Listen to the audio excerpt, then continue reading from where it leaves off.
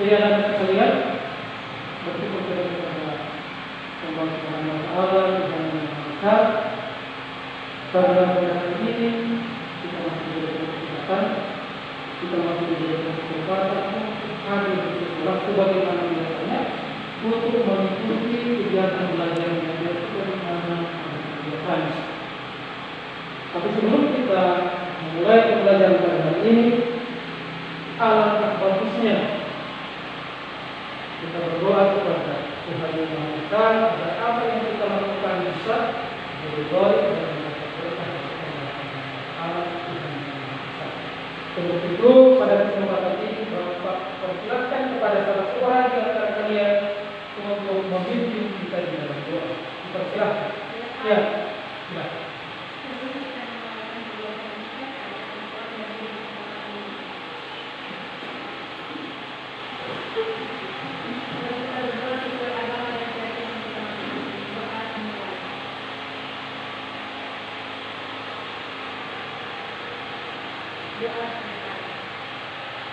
Ya, silakan duduk kembali.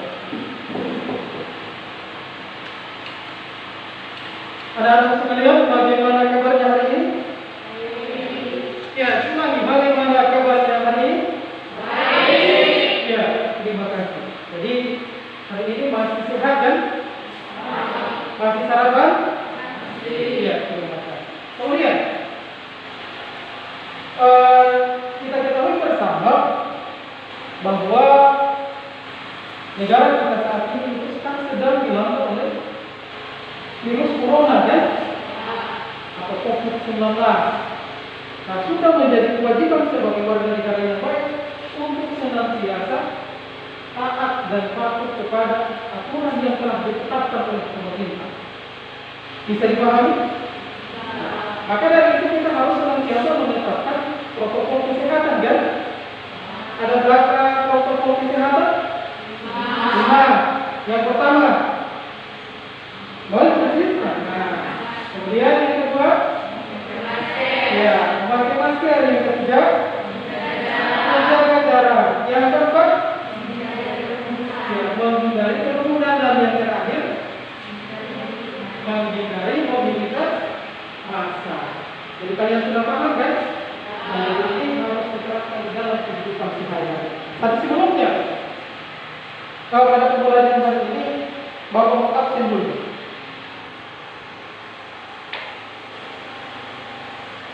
Ya, apa hadir semua hari ini? Hadir? Ya. Oke. Kemudian yang selanjutnya, materi hari ini yang akan kita bahas bersama, seperti yang sudah kalian lihat di monitor, itu judulnya adalah menumbuhkan kesadaran terhadap Undang-Undang Dasar Negara Republik Indonesia tahun 1945. Pada subtemanya adalah mendudukan pembukaan Undang-Undang Dasar Negara Republik Indonesia tahun 1945 untuk menambah rasa nasionalisme kita, rasa cinta kita kepada tanah air. Silakan Bapak minta kepada anak-anak sekalian untuk berdiri di tempat, kita sama-sama menyanyikan lagu nasional.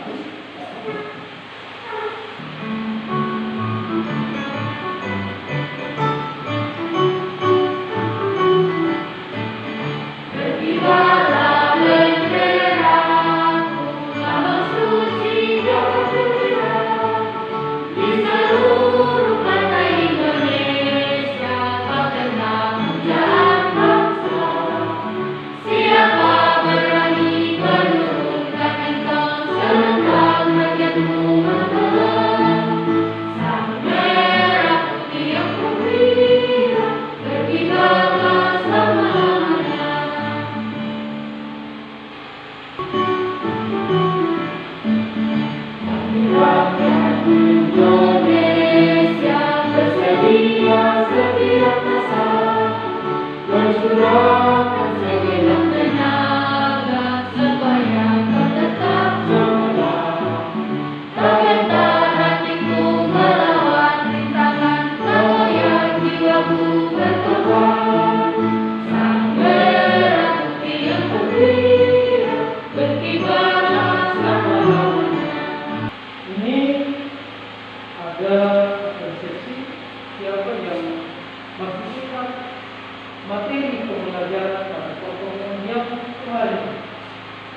Ya, silakan. Iya. Jadi pada pertemuan kemarin kita sudah belajar tentang fungsi dan peran Pancasila bagi bangsa Indonesia. Siapa yang masih ingat bagaimana fungsi dan peranan Pancasila itu bagi bangsa Indonesia? Ya, silakan.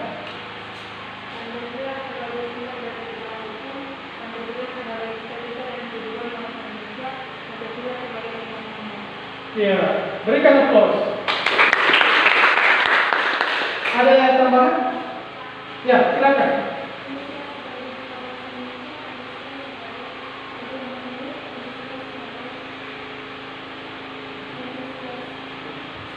Ya, terima kasih. Berikan aplaus. Nah, jadi pada pertemuan kemarin itu tadi sudah disampaikan oleh teman kami bahwa materinya itu adalah fungsi dan peran Pancasila bagi bangsa Indonesia. Di mana kita ketahui bersama bahwa Pancasila itu merupakan dasar negara, dan merupakan dasar negara bagi bangsa Indonesia. Untuk selanjutnya, di sini kalian perhatikan pada layar monitor. Ini adalah Nelson Mandela. Dia mengatakan bahwa pendidikan merupakan senjata yang paling ampuh untuk mengubah dunia. Maksudnya, hanya dengan pendidikan, hanya dengan belajar, dunia ini bisa diubah. Kalian bisa memiliki dunia, kalian bisa menjadi apa saja, menjadi pemimpin. Itu harus melalui pendidikan. Kalau kalian tidak memiliki pendidikan atau dalam artian tidak memiliki kesempatan belajar yang tinggi, maka ke depan kalian tidak menjadi apa-apa. Ya? Kalau misalnya ke depan kalian tidak menjadi orang yang besar, tapi minimal mampu menjadi orang yang berguna bagi masyarakat, agama, bangsa dan negara. Paham sampai di sini? Iya. Masih semangat? Iya. Kalau seperti itu kita lanjut. Jadi tujuan pembelajaran kita pada hari ini, yang pertama, bersyukur atas kedudukan Undang-Undang Dasar 1945 dalam sistem hukum nasional. Jadi ada sikap bersyukur, ya.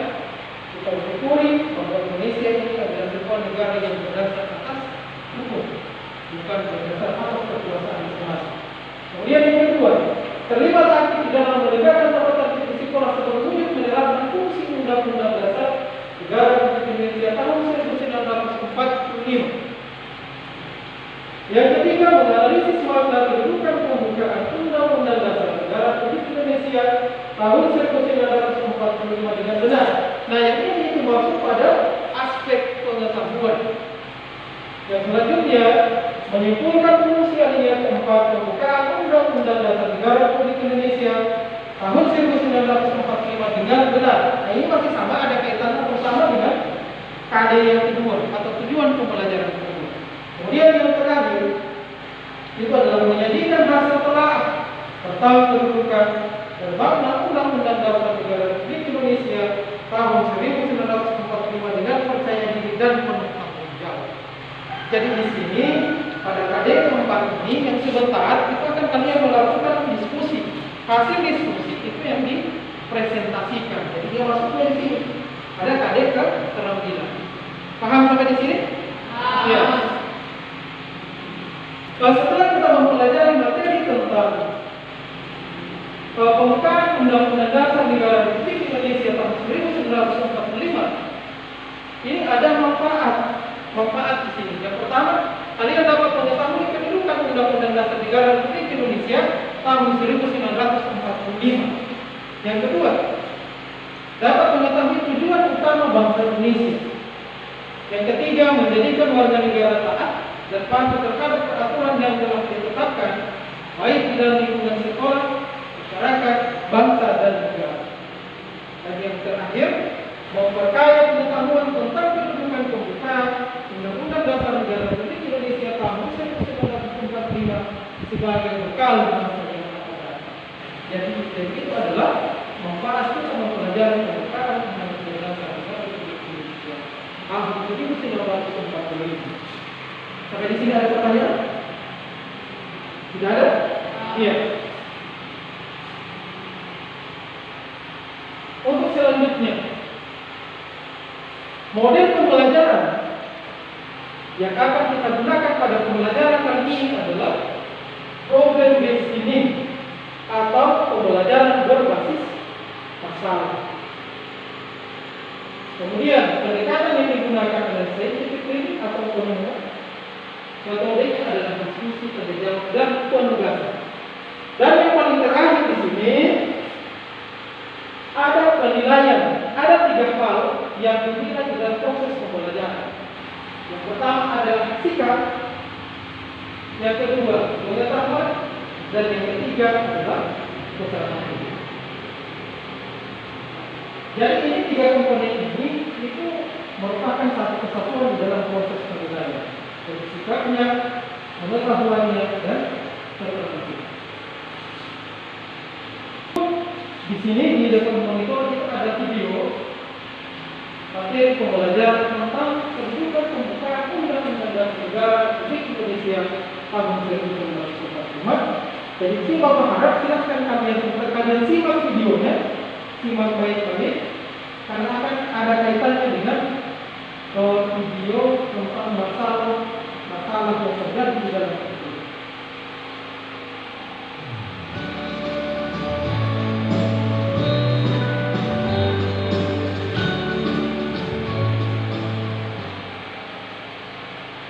Satu, kedudukan pembukaan Undang-Undang Dasar Negara Republik Indonesia tahun 1945. Undang-Undang Dasar Negara Republik Indonesia tahun 1945. Pembukaan bahwa sesungguhnya kemerdekaan itu ialah hak segala bangsa, dan oleh sebab itu maka penjajahan di atas dunia harus dihapuskan karena tidak sesuai dengan kemanusiaan dan keadilan. Dan perjuangan pergerakan kemerdekaan Indonesia telah sampailah kepada saat yang berbahagia dengan selamat sentosa mengantarkan rakyat Indonesia ke depan pintu gerbang kemerdekaan negara Indonesia yang merdeka, bersatu, berdaulat, adil, dan makmur. Atas berkat rahmat Allah yang Maha Kuasa dan dengan didorongkan oleh keinginan luhur supaya berkehidupan kebangsaan yang bebas, maka rakyat Indonesia menyatakan dengan ini kemerdekaan. Kemudian daripada itu, untuk membentuk suatu pemerintah negara Indonesia yang melindungi segenap bangsa Indonesia dan seluruh tumpah darah Indonesia, dan untuk memajukan kesejahteraan umum, mencerdaskan kehidupan bangsa, dan untuk melaksanakan ketertiban dunia yang berdasarkan kemerdekaan, perdamaian abadi, dan keadilan sosial. Maka disusunlah kemerdekaan kebangsaan Indonesia itu dalam suatu Undang-Undang Dasar Negara Indonesia yang terbentuk dalam suatu susunan negara Republik Indonesia yang berkedaulatan rakyat dengan berdasar kepada ketuhanan yang Maha Esa, kemanusiaan yang adil dan beradab, persatuan Indonesia, dan kerakyatan yang dipimpin oleh hikmat kebijaksanaan dalam permusyawaratan perwakilan, serta dengan mewujudkan suatu keadilan sosial bagi seluruh rakyat Indonesia. Undang-Undang Dasar merupakan sebagian hukum dasar yang tertulis. Di samping hukum dasar yang tertulis, terdapat hukum dasar yang tidak tertulis, yaitu aturan dasar yang hidup dan terpelihara dalam praktik penyelenggaraan negara meskipun tidak tertulis. Hukum dasar yang tidak tertulis ini disebut konvensi. Sebagai hukum dasar, Undang-Undang Dasar Negara Republik Indonesia tahun 1945 merupakan sumber hukum bagi peraturan perundang-undangan dan merupakan hukum tertinggi dalam tata urutan peraturan perundang-undangan di Indonesia. Pembukaan memiliki hubungan yang erat dengan proklamasi kemerdekaan. Pembukaan juga memuat kaidah-kaidah yang fundamental bagi penyelenggaraan negara. Pembukaan merupakan bagian yang tidak terpisahkan dari Undang-Undang Dasar Negara Republik Indonesia tahun 1945. Sistematika Undang-Undang Dasar Negara Republik Indonesia tahun 1945 sebelum perubahan atau amandemen terdiri atas: 1. Pembukaan. 2. Batang tubuh pasal-pasal. 3. Penjelasan. 1. Sistematika Undang-Undang Dasar Negara Republik Indonesia tahun 1945 setelah perubahan atau amandemen terdiri atas 1. Pembukaan 2. Pasal-pasal. Ketentuan tentang sistematika Undang-Undang Dasar Negara Republik Indonesia tahun 1945 ditegaskan dalam pasal 2 aturan tambahan, yaitu dengan ditetapkannya perubahan setelah diamandemen Undang-Undang Dasar ini. Undang-Undang Dasar Negara Republik Indonesia tahun 1945 terdiri atas pembukaan dan pasal-pasal. Bagaimana? Masih semangat? Masih semangat? Jadi dari video yang sudah kalian saksikan itu adalah materi pembelajaran tentang pembukaan Undang-Undang Dasar Negara Republik Indonesia tahun 1945. Nah, kalian perhatikan di monitor. Ini ada isi pembukaan Undang-Undang Dasar 1945. Terdapat pada alinea keempat. Ini isi dari alinea keempat. Nah, di dalamnya ini ada tujuan nasional negara Indonesia, ya. Ada 4 Indonesia. Kemudian di sini siapa yang bisa menyebutkan? Kan ada 4 tujuan negara. Silakan ada yang bisa menyebutkan 4 tujuan negara. Ya, dipersilahkan Mbak Linda. Melindungi segenap bangsa Indonesia dan seluruh tumpah darah Indonesia. Ya, terima kasih, berikan aplaus. Jadi yang pertama kita adalah melindungi segenap bangsa Indonesia dan seluruh tumpah darah Indonesia. Kemudian yang kedua, siapa? Ada yang ya, silakan sesi.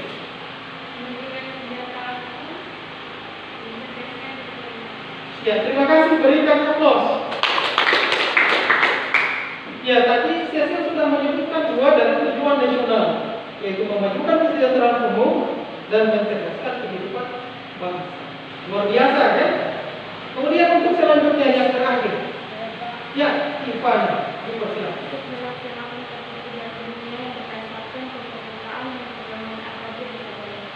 Ya, luar biasa. Berikan aplaus. Ya, jadi kalian sudah menyebutkan bahwa di dalam pembukaan Undang-Undang Dasar Negara Republik Indonesia tahun 1945 itu ada 4 tujuan negara atau 4 tujuan nasional dari negara Republik Indonesia: memajukan kesejahteraan umum, mencerdaskan kehidupan bangsa, dan ikut melaksanakan ketertiban dunia yang berdasarkan kemerdekaan, kedamaian abadi dan keadilan sosial. Nah, keempat tujuan nasional ini itu yang sementara dilaksanakan oleh pemerintah, yang sementara diupayakan oleh pemerintah. Yang pertama misalnya melindungi segenap bangsa Indonesia dan seluruh tumpah darah Indonesia. Jadi negara melakukan pertahanan keamanan negara, ya. Ada Tentara Nasional Indonesia, kemudian ada polisi, kan? Dan yang terakhir itu ada rakyat. Rakyat itu sebagai pendukung dari tentara dan polisi, sebagai pertahanan polisi. Kemudian ada memajukan kesejahteraan umum. Pertanyaannya, apa masyarakat Indonesia sudah sejahtera secara keseluruhan? Belum, kan? Masih ada yang berada pada taraf kehidupan yang belum sejahtera. Tapi ini sementara diupayakan oleh pemerintah. Kita ketahui bersama bahwa hari ini lewat pemerintah desa itu kan ada bantuan dari pemerintah pusat, kan, yang diberikan kepada adik-adik sekalian. Ada yang melalui PIP, ya, ada atau melalui lewat KIP atau Kartu Indonesia Pintar, kan. Kemudian kalau di masyarakat kalian saksikan apa misalnya? PKH, ya betul, PKH. Ada BLT, kan? Nah, jadi itu upaya pemerintah untuk mensejahterakan rakyatnya. Apalagi sekarang di masa-masa pandemi. Jadi pemerintah itu sudah berusaha untuk mensejahterakan rakyatnya. Kemudian yang kedua ada mencerdaskan kehidupan bangsa. Ini melalui apa? Pendidikan, ya betul. mendekatkan melalui pendidikan. Di sini misalnya contoh yang paling dekat di tahun-tahun kemarin di Populo ini bukan belum ada SMP kan, tapi hari ini SMP sudah berdiri di desa Populo. Itu salah satu upaya dari pemerintah. Jadi dia mendekatkan sarana pendidikan yang tadinya jauh harus ke kecamatan, tapi sekarang tidak perlu. Biar di desa itu kalian bisa sekolah karena sarana pendidikan yang sudah ada. Kemudian yang terakhir itu melaksanakan ketertiban dunia berdasarkan kemerdekaan, kedamaian abadi dan keadilan sosial. Apa yang dilakukan oleh pemerintah? Ada kan? Melalui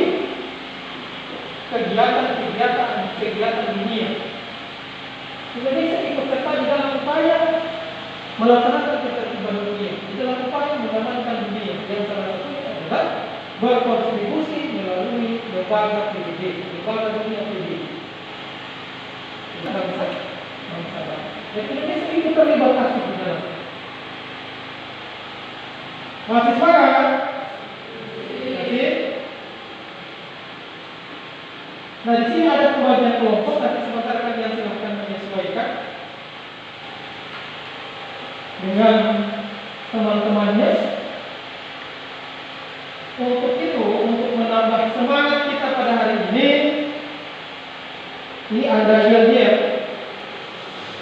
Kalau Bapak bilang semangat pagi, jawabannya adalah pagi. Luar biasa, tetap semangat. Bisa? Ya. Semangat pagi. Pagi. Luar biasa, tetap semangat. Ya, berikan aplaus untuk kita. Jadi di sini ada pembagian kelompok. Jadi silakan menyesuaikan. Kelompok 1 ekonomi Tatko, Bina, kelompok 2 Balinda, kelompok 3 Sudir. Silakan. Jadi ini ada video ilustrasi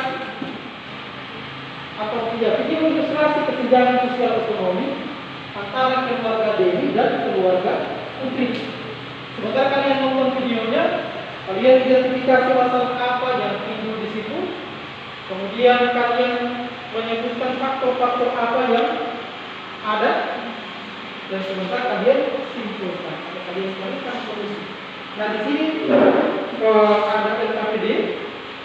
LKPD ini sebentar kalian isi berdasarkan atau sesuai dengan video yang ditampilkan.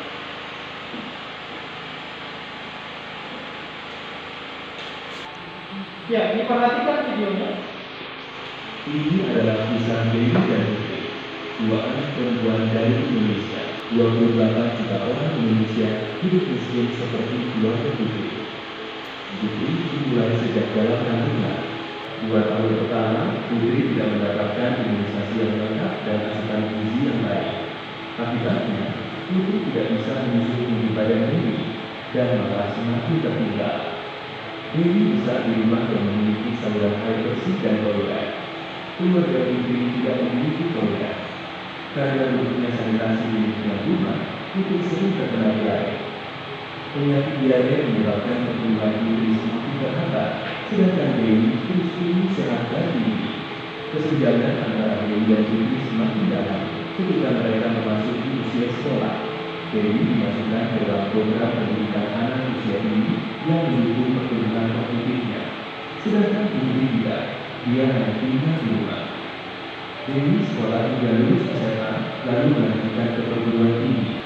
Putri yang hanya lulus SD harus puas dengan pekerjaan di sektor informal dengan penghasilan yang kecil dan tidak pasti dan pembimbingan yang tinggi. Karena itu, rantai kemiskinan dan ketimpangan terus menjerat dari generasi ke generasi. Tapi, kisah Putri tidak hanya dialami oleh 10% termiskin. Hampir 68 juta orang Indonesia yang termasuk 40% ke bawah hidup sangat dekat dengan garis kemiskinan. Tapi mari kita mundur sejenak. Bagaimana jika Ibu Putri bisa mendapatkan perawatan yang layak di saat hamil? Bagaimana jika Putri bisa mendapatkan imunisasi lengkap? Bagaimana jika rumah Putri memiliki air bersih dan sanitasi layak? Bagaimana jika putri bisa sekolah dari TK hingga lulus SMA? Bagaimana jika putri bisa mengikuti pelatihan keterampilan dan mendapatkan pekerjaan yang layak? Ini tidak hanya bermanfaat bagi putri, tapi juga anak dan cucunya. Dan apabila anak lain seperti putri juga mendapatkan peluang yang sama, mereka bisa bermanfaat untuk komunitas mereka. Dan pada akhirnya, mereka akan bermanfaat untuk Indonesia. Tapi ini semua dimulai dari memberikan diri dan putri kesempatan yang sama. Ini video tentang kesenjangan ekonomi keluarga antara keluarga ini dan keluarga putri. Jadi dari video yang sudah kalian saksikan, apakah ada masalah di sana? Ada, jelas kan? Jelas ada masalah. Kemudian yang kedua, jenis masalah yang kalian temukan. Bisa disebutkan ada ekonomi, pendidikan, dan kesehatan. Nah, itu sebentar kalian diskusikan. Kemudian faktor penyebab timbulnya masalah kalian pasti bisa temukan tadi ya.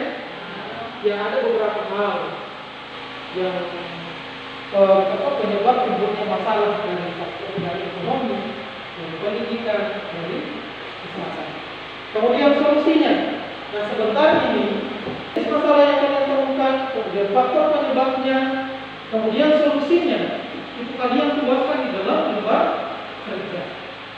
Nanti sebentar di akhir setelah kalian identifikasi masalahnya sudah selesai, lanjut pada presentasi. Ya silakan. Kelompok 1 pembahasannya itu adalah pendidikan. Kelompok 2 ya, ekonomi, dan kelompok 3 masalah kesehatan. Silakan kalian lakukan diskusi, kemudian isi LKPD-nya.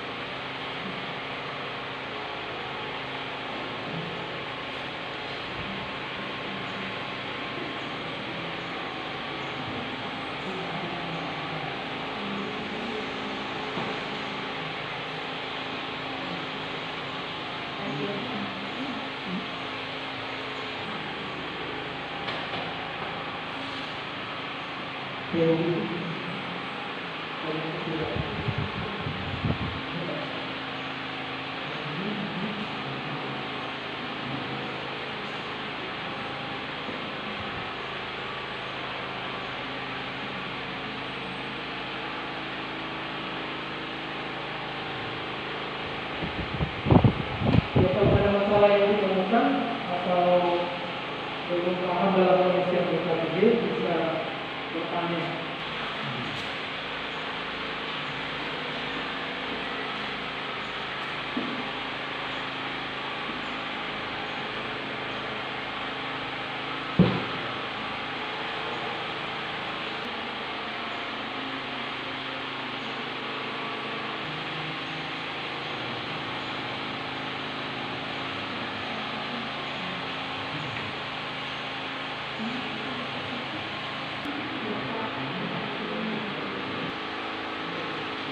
Ya, bagaimana? Ada masalah? Aman?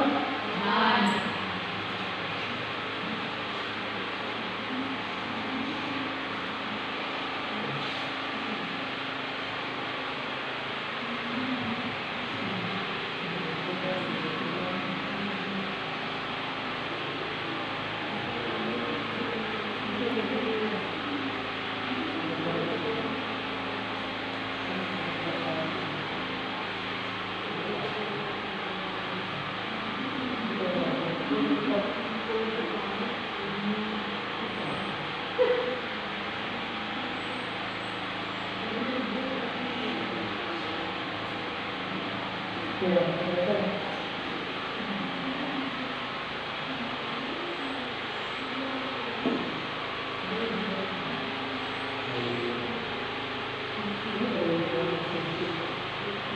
Di bawah.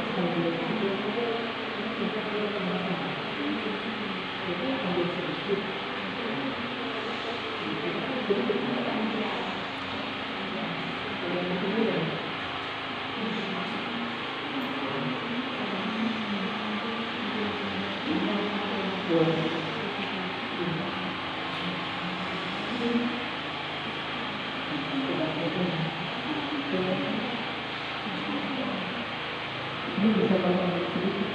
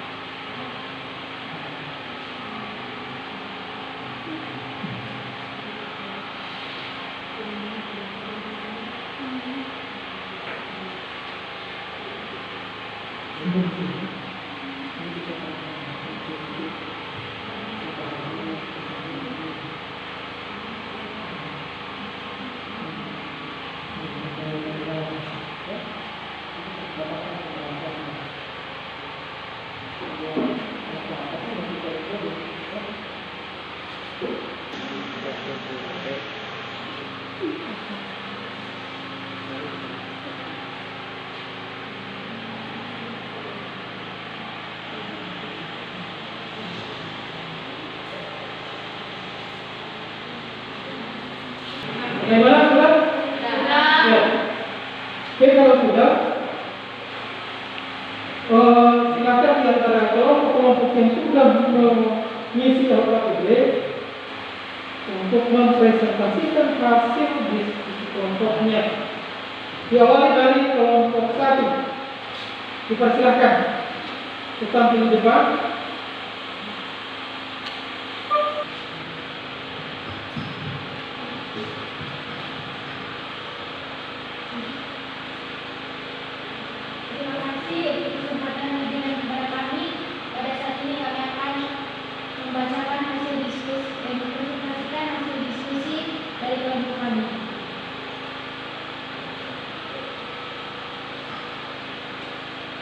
Setelah mengamati video dan mengumpulkan data dari penjelasan materi dan buku sumber, maka hasil dari durasi video yang ditayangkan pada proyektor, kami menemukan masalah yang kami temukan tentang pendidikan. Faktor penyebab timbulnya masalah karena biaya pendidikan terlalu mahal, lingkungan sekolah, lingkungan tempat tinggal.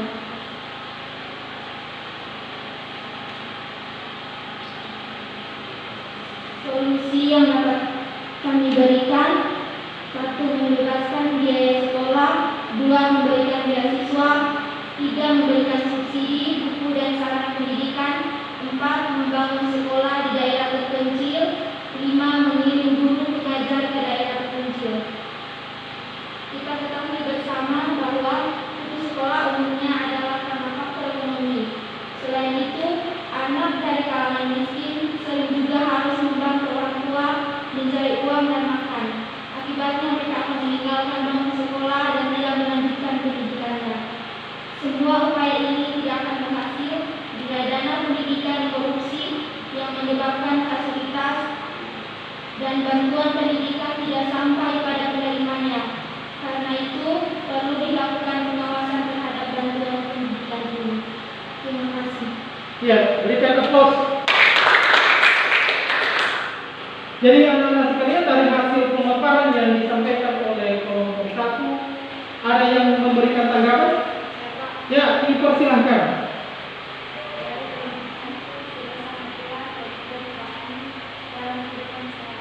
Oke, terima kasih.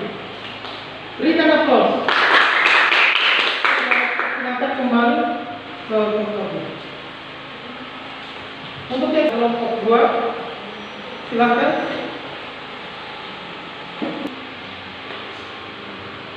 Terima kasih atas kesempatan yang diberikan kepada kelompok kami.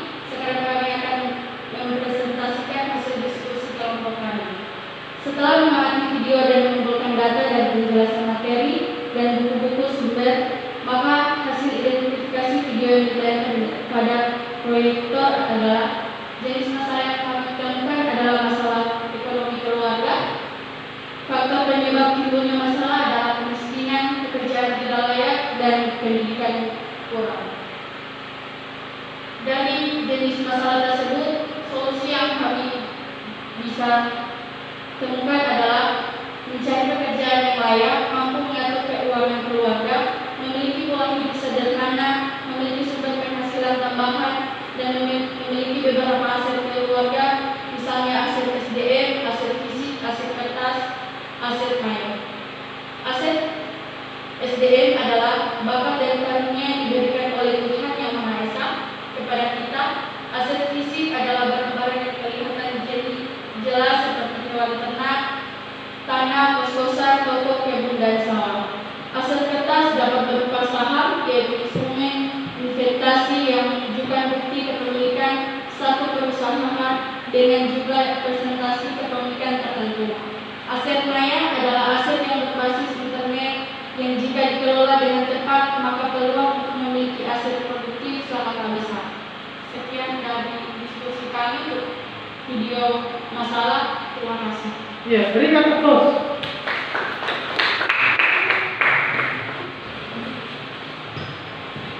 Ya, dari pemaparan kelompok 2, silakan ada yang memberikan tanggapan ya. Sesi, dipersilakan.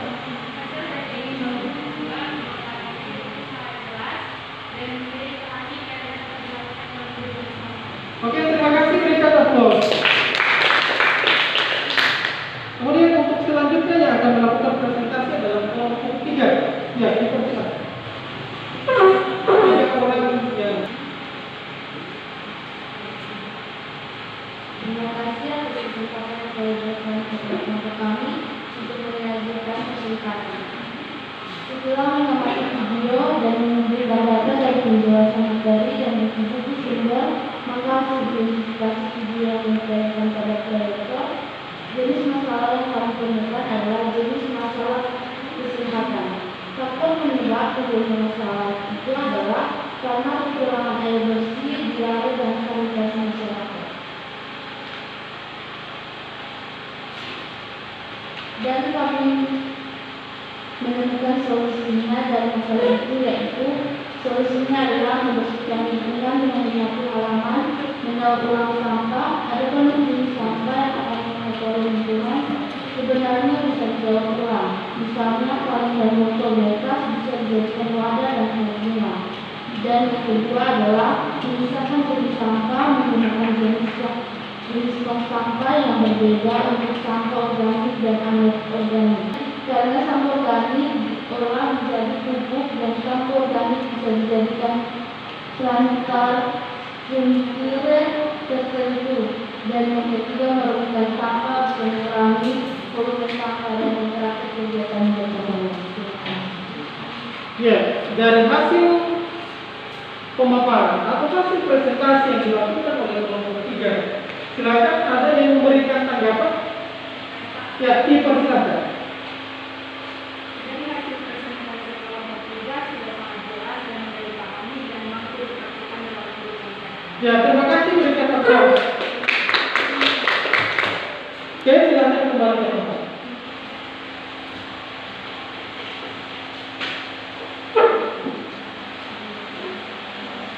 Ya, jadi terima kasih kepada anak-anak sekalian yang sudah melakukan presentasi pada hari ini. Jadi apa yang sudah kalian tampilkan, apa yang sudah kalian paparkan itu sudah kalian tahu sesuai dengan apa yang atau masalah apa yang tadi sudah muncul di video, ya. Ya, untuk itu berikan aplaus untuk kita semua. Nah, untuk selanjutnya, kalau kita akan masuk pada kesimpulan. Kesimpulan pada pertemuan hari ini, silakan ada yang bisa sebelum Bapak menarik kesimpulan, ada silakan. Ya, silakan. Kedudukan nomor 1, kedudukan atau belajar kedudukan nomor 5 adalah hukum tertinggi dalam kedudukan perundang-undangan dalam ketentuan Indonesia dan seluruh hukum tertinggi. Ya, berikan aplaus. Jadi kita tahu bersama bahwa Undang-Undang Dasar itu merupakan hukum tertinggi dan sumber hukum tertinggi yang ada di Indonesia. Ada yang lain? Ya, silakan amal.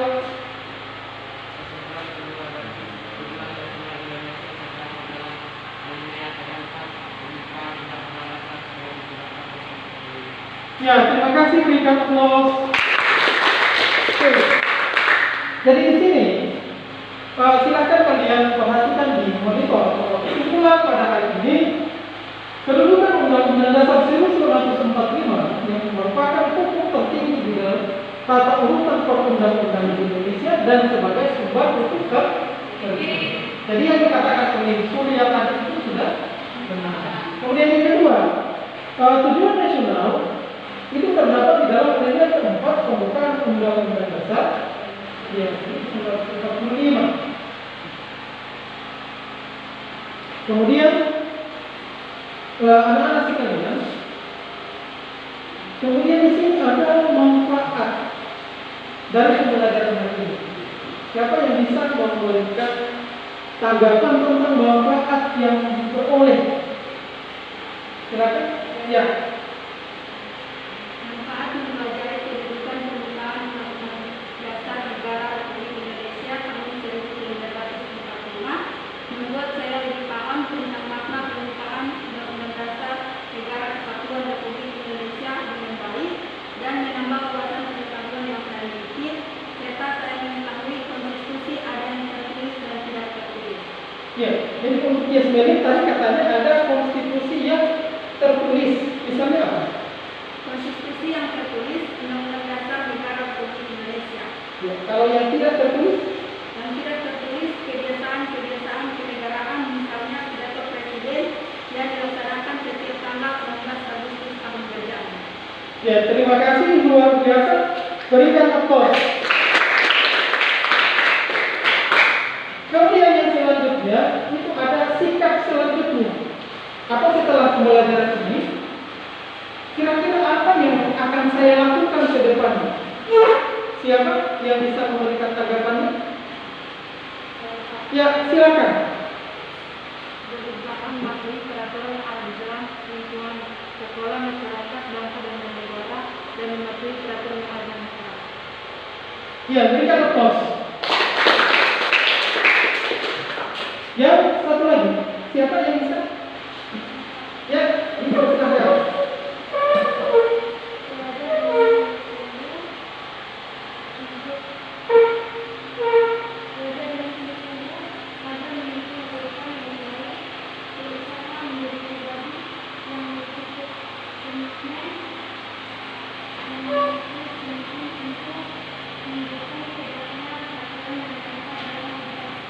Ya, berikan aplaus.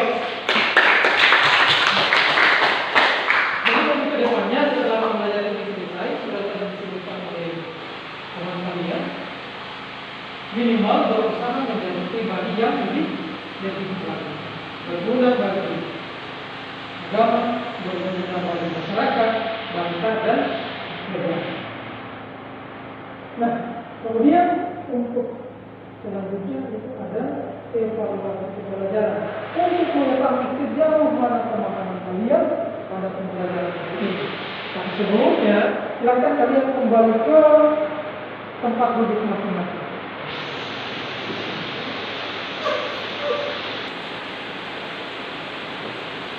Ya, jadi untuk selanjutnya itu ada evaluasi pembelajaran untuk mengukur sejauh mana pemahaman kalian terhadap materi yang sudah disampaikan pada pertemuan ini.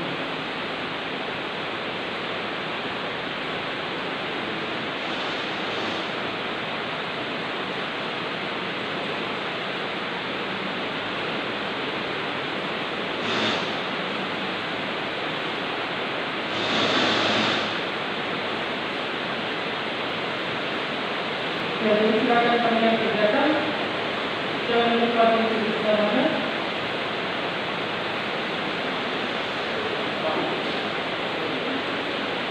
Lupa, ya. Tulis nama, kelas,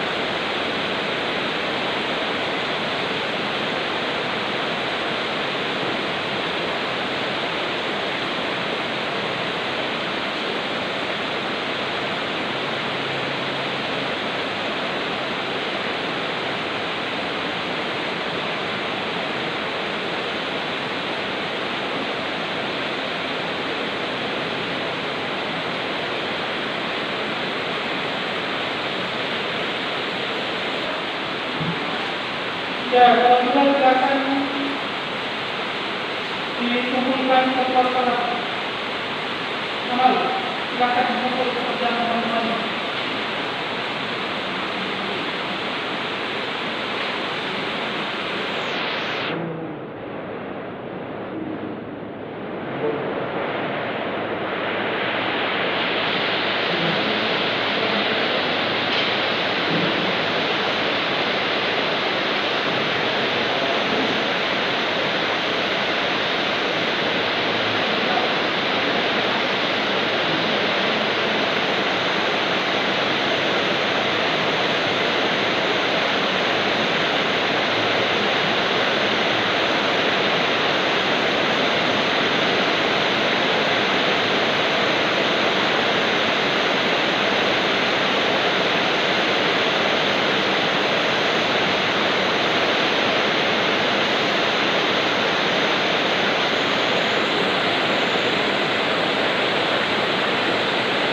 Ya, bagaimana semangat?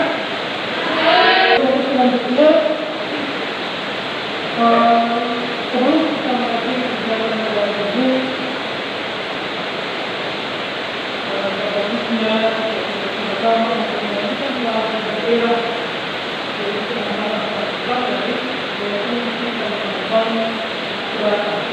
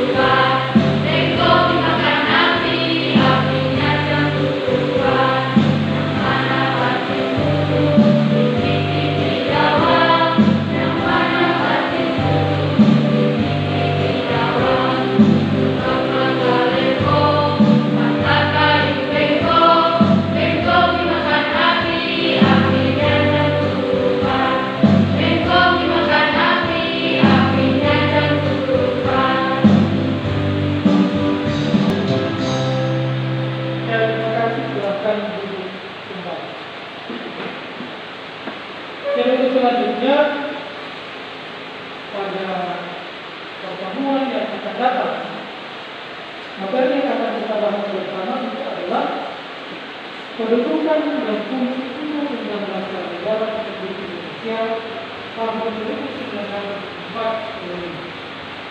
Jadi di sini saya berharap kepada kalian biasa membaca buku siswa menambah pengetahuan untuk menambah wawasan.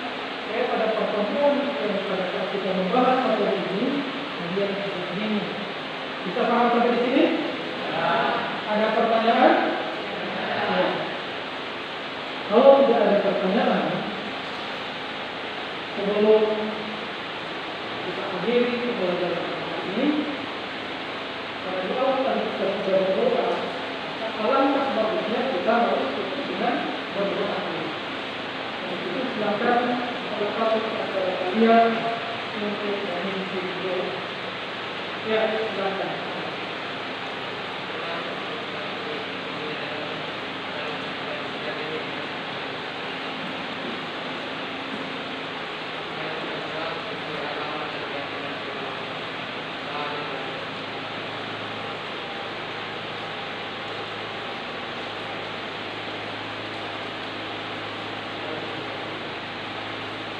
Ya, silakan.